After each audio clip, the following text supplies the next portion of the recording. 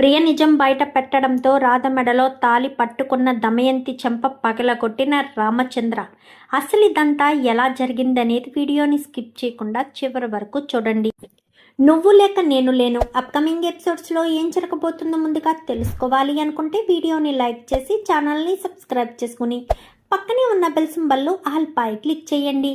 రాధా చిట్టి ఇద్దరు ఒక్కరేనన్న విషయం విక్రమ్ కృష్ణ తెలుసుకోవాలి అని మీరు కూడా కోరుకుంటే కామెంట్లో ఎస్ అని టైప్ చేయండి. మొత్తం ఇది చూసుకున్నట్లయితే గనక అగ్రిమెంట్ పేపర్స్ దొరికితే వాళ్ళ బండారం బయట పెట్టొచ్చు, లేదంటే వాళ్ళ గురించి మనం బయట పెట్టలేము అని చెప్పిన దమయంతి మాటలు పట్టుకుని రాధా ఇటు విక్రమ్ కృష్ణ గదిలో లేని సమయంలో ఇంకా ఆ గదిలోకైతే వెళ్ళి ప్రియ మొత్తం డాక్యుమెంట్స్ గురించి మొత్తం వెతుకుతుంది. ఆ అగ్రిమెంట్ పేపర్స్ కాస్త ప్రియ చేతికి దొరికేస్తాయి. ఇప్పుడు దొరికవు రాధా, నువ్వు అగ్రిమెంట్ పెళ్ళానగా నా ఇంట్లోకి వస్తావా, మా బావ జీవితంలోకి వస్తావా, మా బావను నా సొంతం కాకుండా దూరం చేయడం ఎవ్వరి వల్ల సాధ్యం కాదు. ఈ అగ్రిమెంట్ పేపర్స్ బయట పెట్టి మా బావను నేను పెళ్లి చేసుకుంటాను, మా బావ ఒక్కడే తెలివైనవాడు అనుకుని నిన్ను అగ్రిమెంట్ పెళ్లి చేసుకుని ఇంటికి తీసుకొచ్చాడు, నన్ను పెళ్లి చేసుకోవాల్సిన అవసరం లేదని.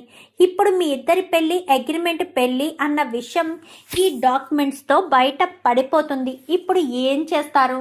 ఎలా మా బావ నన్ను పెళ్లి చేసుకోకుండా ఆగుతాడు? అస్సలు ఆగడం కుదరదు.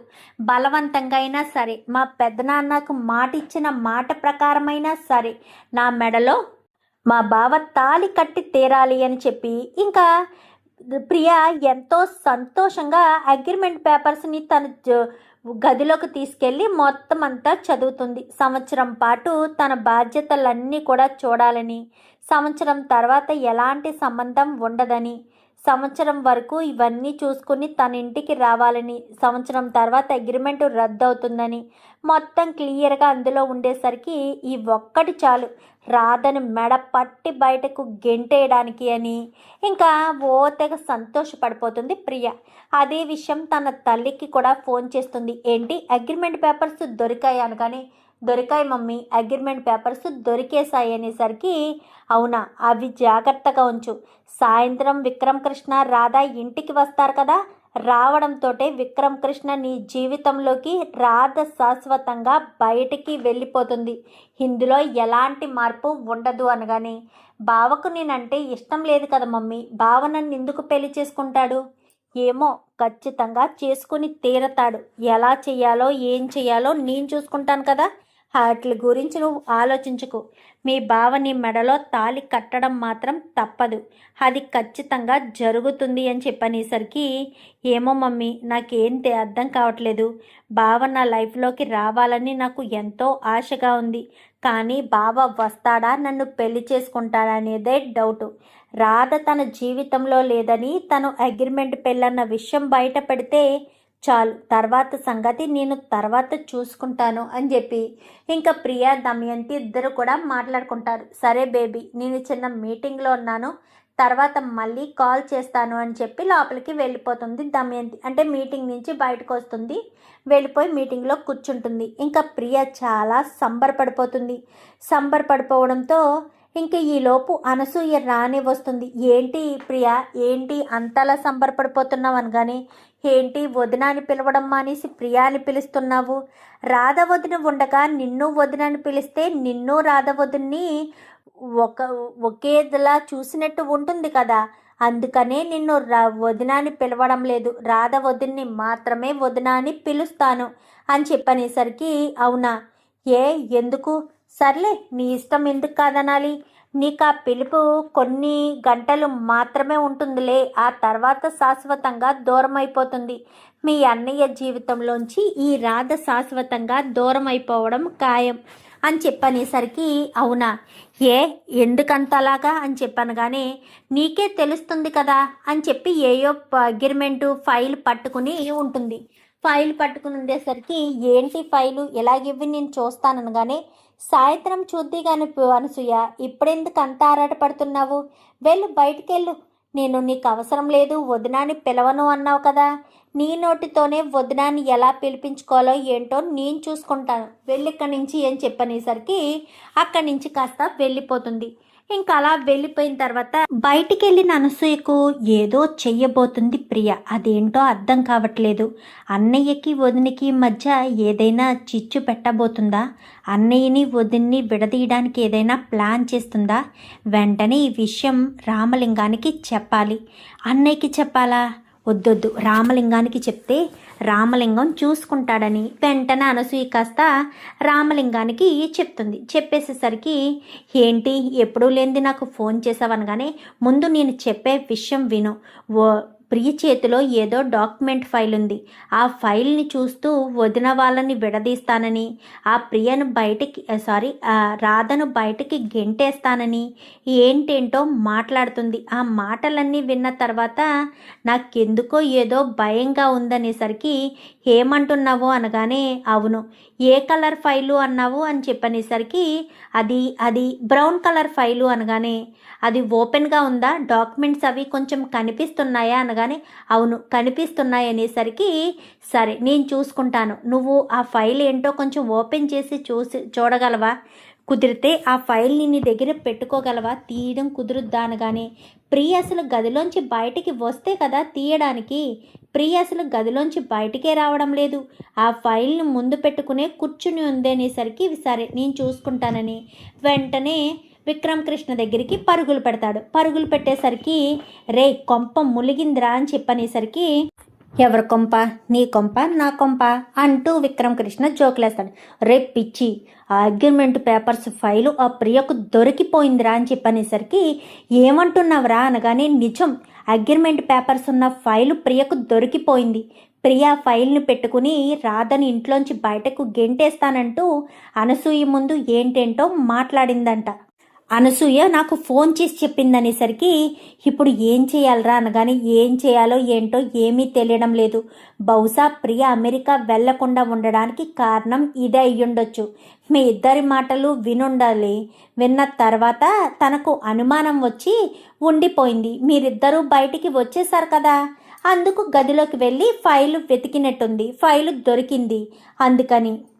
ఇప్పుడు ఏం చేయాలరా మరి? ఈ ప్రాబ్లం నుంచి ఎలా బయటపడాలి? ప్రాబ్లం నుంచి బయటపడే అవకాశమే లేదా అంటూ మాట్లాడడంతో, అవకాశం లేదు, ఏమీ లేదు, అయిపోయిందిరా, అంతా అయిపోయినట్టే. ఇప్పుడు ప్రియ అందరి ముందు ఫైలు ఓపెన్ చేస్తుంది. ఇప్పుడు మీరు వెళ్ళేంతవరకు ఫైల్ని బయట పెట్టదు. మీరు వెళ్ళిన తర్వాత ఖచ్చితంగా ఫైల్ ఓపెన్ చేస్తుంది. ఓపెన్ చేసి ఫైల్ని బయటకు తీసి అందరి ముందు మీ ఇద్దరిది అగ్రిమెంట్ పెళ్ళన్న విషయం బయట పెట్టేస్తుంది. ఇంకా ఏ లాభం లేదు, ఇంకా ఎలాంటి అవకాశం లేదు. అయిపోయింది, అంతా అయిపోయిందిరా. ఇన్నాళ్ళు నువ్వు రాధా కలిసి నటించారు, పెళ్లి జరిగింది అది ఇది అంటూ నాటకాలు వేశారు. ఇప్పుడు ఇంకా ఏ అవకాశం లేకుండా అడ్డంగా బుక్ అయిపోయారు. ఇంకా ఏ ఆప్షను లేకుండా ఇద్దరు భలే ఇరుక్కున్నారా. ఇప్పుడు నేనేమీ చేయలేను. నువ్వు చచ్చినట్టు రాధని ఇంట్లోంచి బయటకు గెంటేస్తారు. గెంటేస్తే నువ్వు ప్రియను పెళ్లి చేసుకోవాల్సిందే, ఇంకా ఆప్షనే లేదు అని చెప్పనగానే ఇంకా ఏం చేయాలో అర్థం కాదు విక్రమ్ కృష్ణకైతే. ఇంకేం చేయాలో అర్థం కాని విక్రమ్ కృష్ణ దీనికి ఏదో ఒక సమస్యకు పరిష్కారం ఆలోచించాలి అని ఆలోచిస్తూ గబగబా వెళ్ళి రాధను పిలుస్తాడు. రాధను పిలిచేసరికి రాధ వస్తుంది. ఏమైంది అనగాని, ఏమైంది? నువ్వు ఫైల్ తీసి ఎక్కడో పెట్టినట్టున్నావు కదా, అది కాస్త తను ప్రియ చూసేసి ప్రియ తీసేసుకుని తన దగ్గరే పెట్టుకుంది అనేసరికి, అంటే ఇప్పుడు మాది అగ్రిమెంట్ పెళ్ళన్న విషయం ప్రియకు తెలిసిపోయిందనే అనుకుంటున్నాము. సాయంత్రం వెళ్ళాక మీ బండారం బయట పెడుతుంది. మీరు అన్నిటికీ సిద్ధంగా ఉండండి. అప్పటికప్పుడు నిజం బయట పెడితే ఏం చెప్పాలో అర్థం కాదు కదా. అందుకే ముందుగా మీరు ఏం చెప్పాలో ఏంటో ప్రిపేర్ అయి ఉంటే బాగుంటుందని నేను చెప్తున్నానని చెప్పనేసరికి, సరేనని ఇంకా ఏం మాట్లాడాలో అర్థం కాక సైలెంట్ అయిపోతారు. సైలెంట్ అయిపోవడంతో ఇంకా ఏదోటైతే అదే చూద్దాంలే అని ఇంకా అక్కడతో ఆగిపోతారు. ఇంకా అక్కడితో ఆగిపోయిన తర్వాత సాయంత్రం టెన్షన్ పడుతూనే ఇంటికి బయలుదేరి వెళ్తారు. వెళ్ళేసరికి, వచ్చారా వచ్చారా ఆదర్శ దంపతులు అంటూ ప్రియ మొదలు పెడుతుంది. ఏంటి ప్రియ, ఆదర్శ దంపతులు అది ఇది అంటూ మాట్లాడుతున్నావు? ఇప్పుడు నేను మాట్లాడడం కాదు అత్తయ్య, మీరు కూడా మాట్లాడే సమయం వస్తుంది. ఎందుకంటే వీళ్ళిద్దరూ పెళ్లి చేసుకున్నారని, తను మీ కోడలని మీరు అనుకుంటున్నారు. తెగ సంతోషంగా మీ కోడల్ని చూసుకుంటున్నారు.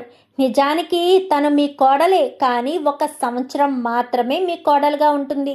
తర్వాత ఇంటి నుంచి బయటికి వెళ్ళిపోతుంది. ఆ విషయం మీకు తెలుసా అంటూ ప్రియ మొదలు పెట్టేసరికి, ఏం మాట్లాడుతున్నావు ప్రియ? సంవత్సరం తర్వాత వెళ్ళిపోవడం ఏంటి? ఏమంటున్నావు అనగానే, నేనేమనడం అత్తయ్య, నేను అనడం లేదు, వీళ్ళిద్దరూ రాసుకున్న అగ్రిమెంట్ అంటుంది.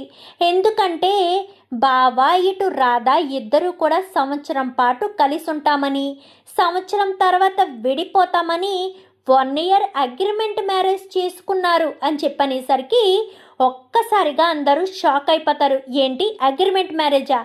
ఏమంటున్నావు? అవునత్తయ్య, అగ్రిమెంట్ మ్యారేజే చేసుకున్నారు. ఎందుకంటే బావ రాధ ఇద్దరు ప్రేమించి పెళ్లి చేసుకోలేదు. బావ నన్ను పెళ్లి చేసుకోవడం ఇష్టం లేకనో మరి ఎందుకోసమో రాధను మాయ చేసో లేక రాధే బావను మాయ చేసిందో సంవత్సరం పాటు అగ్రిమెంట్ పెళ్లి చేసుకున్నారు వీళ్ళిద్దరూ. దీనికి సాక్ష్యం ఇదిగోండి అగ్రిమెంట్ పేపర్స్ అంటూ పేపర్స్ అన్నీ ఓపెన్ చేసి చూపిస్తుంది. చూపించేసరికి అందులో విక్రమ్ కృష్ణ ఇటు రాధా ఇద్దరు సంతకాలు పెట్టిన అగ్రిమెంట్ పేపర్స్ అన్నీ కూడా కనిపించేసరికి ఒక్కసారిగా షాక్ అయిపోతారు.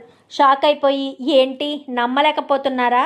వచ్చారు కదా బావను రాధను అడిగితే చెప్తారు అనగాని, ఇందులో రాధకే సంబంధం లేదు, నన్ను అడగండి నేను చెప్తాను. రాధను నేను అగ్రిమెంట్ పెళ్ళే చేసుకున్నాను. ఇప్పుడేంటి? నాకు ఈ ప్రియను పెళ్లి చేసుకోవడం ఇష్టం లేదు, ప్రియతో కలిసి ఉండడం నాకు ఇష్టం లేదు. అందుకోసమనే అగ్రిమెంట్ పెళ్లి చేసుకుని ప్రియను పెళ్లి చేసుకుందాం మానేద్దాము అన్న ఉద్దేశంతోనే నేను ఉన్నాను అని చెప్పనేసరికి, ఏంట్రా ఏం వాగుతున్నావు, అగ్రిమెంట్ పెళ్ళేంటి అనగానే, అవునా అమ్మమ్మ, నాకు ప్రియను పెళ్లి చేసుకోవడం ఇష్టం లేదు. మీరు మాట్లాడేసుకొని మీరు మాటలు ఇచ్చిపుచ్చేసుకుంటే కాపురం చేయాల్సింది నేను, కలిసి ఉండాల్సింది నేను. నాకు ఇష్టం లేని ప్రియను పెళ్లి చేసుకొని నేను ఎలా సంతోషంగా ఉంటాను? తనకిష్టం ఉంటే సరిపోతుందా? నా ఇష్టంతో సంబంధం లేదా? నాకు ప్రియ అంటే ఇష్టం లేదు. నేను ఎన్నో సంవత్సరాలుగా నా చిన్నప్పటి నుంచే చిట్టినే ప్రేమించాను. చిట్టి ఎక్కడుందో వెతికి తీసుకొచ్చి పెళ్లి చేసుకుంటాను. అప్పటి వరకు నాకు సమయం ఇమ్మంటే ఎవరూ ఇవ్వలేదు. ప్రియను పెళ్లి చేసుకోవాలి అంటూ నన్ను ఫోర్స్ చేశారు. ప్రియని పెళ్లి చేసుకోవడం నాకు ఇష్టం లేకనే నా చిట్టి ఎక్కడుందో నేను తెలుసుకోవాలి అన్న ఉద్దేశంతోనే రాధను 1 ఇయర్ అగ్రిమెంట్ పెళ్లి చేసుకున్నాను. రాధను నేను చేసుకుంటే రాధ కూడా వాళ్ళ నాన్నను విడిపించడం కోసం రాధ నన్ను పెళ్లి చేసుకుంది. ఇందులో రాధ తప్పులేదు. రాధకు వచ్చిన ఇబ్బందిని నేనే అవకాశంగా తీసుకుని నన్ను పెళ్లి చేసుకుంటే మీ నాన్నను నిర్దోషిగా విడిపిస్తాను అంటూ రాధకు మాటిచ్చి రాధను నేను పెళ్లి చేసుకున్నాను. ఇందులో రాధ తప్పులేదు. మీరు రాధని ఏమీ అనడానికి వీల్లేదు అని చెప్పనేసరికి, అంటే 1 ఇయర్ పాటు ఇది నీకు భార్యగా ఉంటుందా? అవునత్తయ్య, 1 ఇయర్ పాటు భార్యగానే ఉంటుంది. ఎందుకంటే భార్యగా నా జీవితంలో 1 ఇయర్ ఉంటానని రాధ అగ్రిమెంట్ పేపర్స్ మీద సంతకాలు చేసింది. మరి రాధ 1 ఇయర్ పాటు నా లైఫ్లో ఉండాల్సిందే కదా, ఉంటుంది కూడా. మీరు ఏం అభ్యంతరం చెప్పడానికి వీల్లేదు. రాధ గురించి నాతో మాట్లాడడానికి, రాధను మీరు ఏమీ అనడానికి వీల్లేదను. కానీ ఏంటి విక్రమ్ కృష్ణ, నువ్వు ఏం చెప్పినా చూస్తూ ఊరుకుంటామనుకుంటున్నావా? రాధ నీ జీవితంలో ఎలా ఉంటుందో నేను చూస్తాను. రాధ నీ జీవితంలో ఉండడానికి వీల్లేదు. ఇప్పుడే ఈ క్షణమే రాధని ఇంటి నుంచి బయటకు గెంటేస్తాను. రాధ మెడలో ఉన్న తాళిని కూడా అని ఇంకా వెంటనే రాధ మెడలో ఉన్న తాళిని పట్టుకుంటుంది. ఇంకా దమయంతి అయితే పట్టుకుని లాగబోయేసరికి రామచంద్ర చెంప పగలగొడతాడు. దమయంతి చెంప. బావగారు అనగానే, నువ్వేం చేస్తున్నావు నీకు తెలుస్తుందా? అది ఒక ఆడపిల్ల జీవితం. వాళ్ళు సంవత్సరానికే పెళ్లి చేసుకుని ఉండొచ్చు, కానీ తన మెడలో తాళి ఉన్నంతసేపు వాడే దాని మొగుడు. ఇద్దరూ సంవత్సరం అగ్రిమెంట్ మీదే కదా పెళ్లి చేసుకున్నారు. నిజమే, మనం విక్రమ్ కృష్ణ బాధను కూడా అర్థం చేసుకోవాలి. తన ఇష్టంతో సంబంధం లేదన్నట్టు మనం మాట్లాడుకుని పెళ్ళి చేసేస్తే సరిపోతుందా? విక్రమ్ కృష్ణ కూడా పెళ్ళి చేసుకోవాలా వద్దా అన్న ఆలోచన ఉండాలి కదా. విక్రమ్ కృష్ణ గురించి కూడా మనం ఆలోచించాలి కదా. వెనక ముందు ఆలోచించకుండా విక్రమ్ కృష్ణ గురించే మనం ఆలోచించడం మానేసి మనం ఇలా సొంత నిర్ణయాలు తీసుకుని ఆ అమ్మాయికి ఇచ్చి పెళ్లి చేయడం చాలా తప్పు విషయం. అది అస్సలు జరగని పని. ఖచ్చితంగా విక్రమ్ కృష్ణ గురించి ఆలోచించలేదు. తను చిన్నప్పటి నుంచి చిట్టీనే ప్రేమించాడు, చిట్టీనే పెళ్లి చేసుకుంటానన్నాడు. అమెరికా నుంచి వచ్చింది కదా అని ప్రియను పెళ్లి చేసేద్దామని అనుకున్నాము. ప్రియని ఎలా పెళ్లి చేస్తాము? ప్రియ గురించి మనం ఆలోచిస్తుంటే విక్రమ్ కృష్ణ గురించి ఆలోచించొద్దా? ఇప్పుడు మనం రాధ మెడలో ఉన్న తాళిని తెంచేసినంత మాత్రాన వాళ్ళిద్దరి మధ్య ఉన్న అగ్రిమెంటు చిరిగిపోతుంది అనుకుంటున్నావా? వాళ్ళిద్దరూ సంవత్సరం పాటు లీగల్ అగ్రిమెంట్తో పెళ్లి చేసుకున్నారు. నువ్వు తాళి తెంచినంత మాత్రాన వాళ్ళిద్దరి అగ్రిమెంటు విడిపోదు. సంవత్సరం పాటు విక్రమ్ కృష్ణ భార్యగా రాధ ఉండి తీరుతుంది. వాళ్ళిద్దరికీ నచ్చితే కంటిన్యూ అవుతారు, లేదంటే సంవత్సరం తర్వాత విడిపోతారు. అది గుర్తుపెట్టుకోండి. సారీరా విక్రమ్, ఇన్ని రోజులు నిన్ను అర్థం చేసుకోలేకపోయాను. నువ్వు చిట్టిని ఎంతలా ప్రేమించావో ఇప్పుడు నాకు అర్థమవుతుంది. నువ్వు రాధను చిట్టి కోసమే పెళ్లి చేసుకున్నావని కూడా క్లియర్గా తెలుస్తుంది.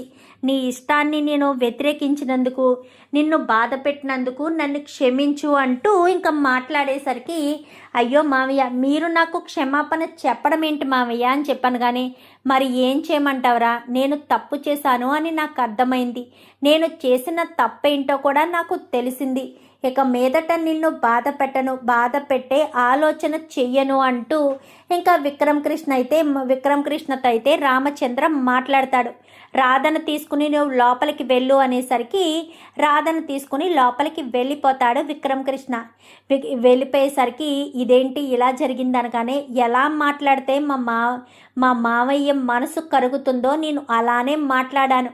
నిజానికి నేను మాట్లాడింది ఏది కూడా తప్పు కాదు, అంతా నిజమే.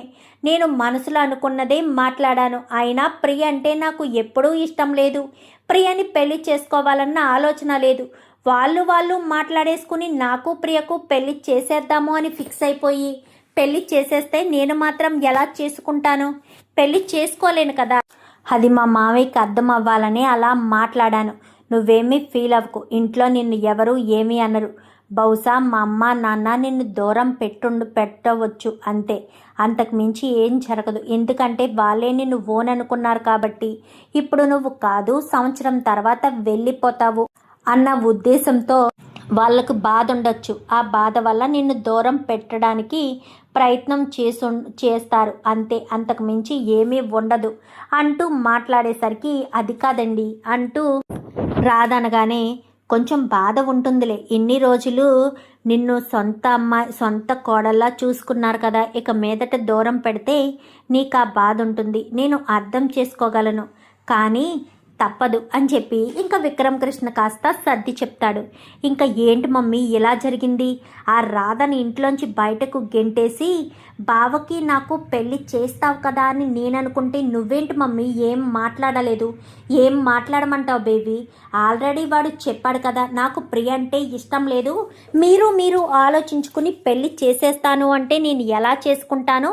కలిసి ఉండాల్సింది నేను, కాపురం చెయ్యాల్సింది నేను అని చెప్పి అంత ఖచ్చితంగా చెప్తున్నాడు.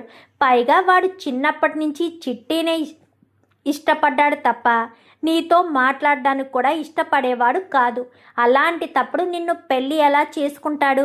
అందుకే చేసుకోమని కూడా బావగారు బలవంత పెట్టడం లేదు, వాడి ఇష్టానికే వదిలేశారు అనగానే, అంటే నేను బావని మర్చిపోవలసిందేనా అని చెప్పనగానే, ఆ చిట్టి ఎక్కడుందో వెతికి ఆ చిట్టి లేదు, ప్రాణాలతో లేదు అన్న విషయం గనక విక్రమ్ కృష్ణకు తెలిస్తే ఇంకా విక్రమ్ కృష్ణ ఆ చిట్టిని మర్చిపోవడానికైనా నీ మెడలో తాళి కడతాడు. నీ మెడలో తాళి కట్టేటట్టు నేను చేస్తాను, సరేనా? అప్పటి వరకు కొంచెం ఓపిక పట్టు అని చెప్పనేసరికి, సరే మమ్మీ నువ్వు చెప్పావు కాబట్టి ఓపిక పడతాను అని ఇంకా ప్రియ కాస్త చెప్తుంది. ఇంకా రాధ గదిలోంచి బయటకు వస్తున్నా వెళ్తున్నా సునంద కానీ రామచంద్ర కానీ ఎవ్వరూ మాట్లాడరు. ఇంకా ఇంట్లో వాళ్ళంతా కూడా మాట్లాడకుండా ఎవ్వరూ తన పని తను మాత్రమే చేసుకుని ఉండేసరికి చాలా బాధపడుతుంది రాధ. కన్నీళ్లు పెట్టుకుంటుంది. నేను ఎలా ఉంటానని అస్సలు అనుకోలేదు. ఇంట్లో అడుగు పెట్టిన తర్వాత అత్తయ్య మామయ్య అంటూ నా దగ్గరికి వచ్చి నన్ను కోడల్లా ఎంతో ఆదరించారు. ఇప్పుడు నన్ను అందరూ దూరం పెడుతుంటే చాలా బాధగా ఉంది అనగాని కొన్ని రోజులే రాదా, తప్పదు.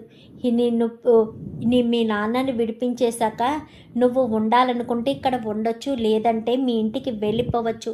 ఎందుకంటే నేను ప్రియను పెళ్లి చేసుకోవాలి అన్న ఆలోచనతోనే కదా పెళ్లి చేసుకోకూడదు అని కదా నేను ఇన్ని రోజులు ఉన్నాను. ఆ విషయం కాస్త బయట పడిపోయింది. ప్రియకు నాకు పెళ్లి చేసే ప్రయత్నం చెయ్యరు. ఇంకా ఉన్నది మీ నాన్నను కూడా విడిపించేస్తే మన ఇద్దరి మధ్య ఉన్న అగ్రిమెంట్ కాస్త క్లియర్ అయిపోతుంది. అప్పుడు నీ దారి నీది, నా దారి నాది. ఇంకా ఎవరునెవరూ డిస్టర్బ్ చేసుకోవాల్సిన అవసరం లేదు. నీ దారిలోకి నేను రాను, నిన్ను ఇబ్బంది పెట్టను, నీకు ఎలాంటి టెన్షను నా వల్ల ఉండదు, సరేనా? నువ్వు హ్యాపీగా ఇంతకు ముందులా రాధమ్మలా సంతోషంగా ఉండొచ్చు అనేసరికి సరే అని ఇంకా రాధ కాస్త చెప్తుంది. సీనయ్య దగ్గరికి వెళ్ళి సీనయ్యతో మాట్లాడతాడు. సీనయ్యతో మాట్లాడి మేమిద్దరం ఇలా అగ్రిమెంట్ పెళ్ళి చేసుకున్నాము, రాధ మిమ్మల్ని విడిపించడం కోసమే రాధ అగ్రిమెంట్ పెళ్ళికి ఒప్పుకుంది. మేము మిమ్మల్ని విడిపించిన తర్వాత మేము మా అగ్రిమెంట్ని అగ్రిమెంట్ని కంప్లీట్ చేసుకుంటూ ఇద్దరము చట్టబద్ధంగానే విడిపోతాము అని చెప్పి సీనయ్యకి కాస్త చెప్తాడు. ఇంకా విక్రమ్ కృష్ణ అయితే ఆ మాట వినడంతో సీనయ్య ఒక్కసారిగా షాక్ అయిపోతాడు. బాబు బాబు అని చెప్పి ఇంకా అనేసరికి ఏంటండి అనగానే మీ కూతుర్ని ఆ అగ్రిమెంట్ పెళ్ళి చేసుకున్నాను అని అనుకుంటున్నారా? మీ కూతుర్ని తాకనన్నా తాకలేదు. తన జీవితాన్ని నేను ఏమీ చేయలేదు. నేను ఒక పోలీస్ ఉద్యోగి స్థానంలో ఉన్నాను. తప్పు చేసే మనస్తత్వం నాకు లేదు అంటూ మాట్లాడేసరికి నేను మాట్లాడేది దాని గురించి కాదు బాబు, నేను మాట్లాడేది రాధమ్మ గురించి. రాధమ్మ ఎవరనుకుంటున్నారు అని చెప్పాను కానీ ఎవరేంటి, మీ కూతురు రాధే కదా అని చెప్పాను కానీ కాదు బాబు, మీరు ఇన్ని రోజుల నుంచి వెతుకుతున్న చిట్టీనే ఆ రాధమ్మ అని చెప్పాను కానీ ఒక్కసారిగా షాక్ అయిపోతాడు విక్రమ్ కృష్ణ. ఏం మాట్లాడుతున్నారు? నేను వెతుకుతున్న చిట్టి రాధా ఇద్దరు ఒకటే ఎందుకు అవుతారు అనగానే ఒకటే బాబు, ఎందుకంటే రాధమ్మ సొంత బిడ్డ కాదు, మాకు కోనేటిలో దొరికిన బిడ్డ. ఆ బిడ్డను తీసుకొచ్చి మేము మా సొంత బిడ్డలా పెంచుకుంటున్నానే తప్ప మా పద్మమ్మ కడుపులో పుట్టిన బిడ్డ అయితే కాదు అనేసరికి ఏంటి నమ్మలేకపోతున్నాను అనగాని మీకు అంతకు మించి అనుమానాలు ఉంటే మా ఇంటికి వెళ్ళండి బాబు. మా ఇంటికి వెళ్ళి రాధ చిన్నప్పటి నుంచి ఉన్న ఫోటోలన్నీ కూడా పద్మమ్మని అడిగితే ఇస్తుంది. చిన్నప్పుడు తను తప్పిపోయేసరికి ఉన్న డ్రెస్తో కూడా ఒక ఫోటో ఉంటుంది. ఆ ఫోటోలు అన్నీ కూడా చూసుకోండి బాబు, మీకే క్లియర్గా తెలుస్తుంది తను రాదని. అప్పటికీ మీకు అనుమానం తీరకపోతే అదేదో టెస్ట్ అంటారంట కదా, మీ మావయ్య గారికి రాధకు ఆ టెస్ట్ చేయించండి. అప్పుడు మీకే అర్థమవుతుంది తనే మీరు వెతుకుతున్న రాధ చిట్టి అన్న విషయం మీరే తెలుసుకుంటారు అనేసరికి వెంటనే ఆ పని చేస్తాను అంటూ విక్రమ్ కృష్ణ కాస్త బయలుదేరి వెళ్తాడు. మరి రాధా చిట్టి ఇద్దరు ఒక్కరేనన్న విషయం విక్రమ్ కృష్ణ టెస్టుల ద్వారా తెలుసుకోగలుగుతాడా, లేక విక్రమ్ కృష్ణ ప్రయత్నాలు చేస్తున్నాడు అన్న విషయం తెలుసుకుని దమయంతి ఏదైనా ప్లాన్ చేసి తనే రాధా చిట్టి ఇద్దరు ఒక్కరేనన్న విషయం తెలుసుకుని రాధకు ఏదైనా ప్రమాదం తలపెట్టే ప్రయత్నం చేస్తుందా? చూద్దాం మరి రాబోయే ఎపిసోడ్స్లో ఏం జరుగుతుందో. వీడియో నచ్చితే లైక్ చేసి ఛానల్ని సబ్స్క్రైబ్ చేసుకుని పక్కనే ఉన్న బెల్ సింబల్లో ఆల్ పై క్లిక్ చేయండి. Thank you for watching.